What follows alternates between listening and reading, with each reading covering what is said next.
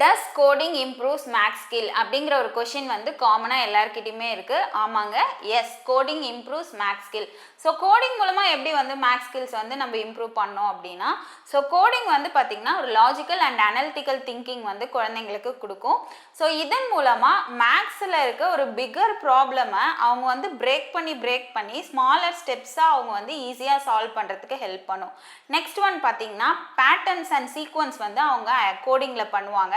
So அதே same patterns and சீக்வன்ஸை வந்து நம்ம மேக்ஸ் ஸ்கில்ஸ்லேயும் அப்ளை பண்ணுறப்போ மேக்ஸ் வந்து அவங்களுக்கு ஈஸியாக இருக்கும். கோடிங்கில் கான்ஃபிடென்ஸ் வந்து டெவலப் ஆகுறப்போ மேக்ஸோட ஸ்கில்ஸ்லையுமே அவங்களுக்கு கான்ஃபிடென்ஸ் டெவலப் ஆகும். ஸோ அதன் மூலமாக அவங்க வந்து அந்த ப்ராப்ளம்ஸை வந்து சால்விங் கெப்பாசிட்டி வந்து ஈஸியாக இருக்கும்.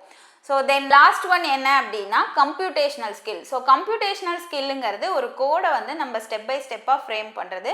ஸோ சிமிலர் வே அவங்க மேத்லேயும் வந்து ஒரு ப்ராப்ளமை ஸ்டெப் பை ஸ்டெப்பாக சால்வ் பண்ணுறப்போ math will become very very easy compared to coding. So coding மூலமாக நம்ம மேத் ஸ்கில்லை வந்து ஈஸியாக டெவலப் பண்ணலாம். தேங்க்யூ.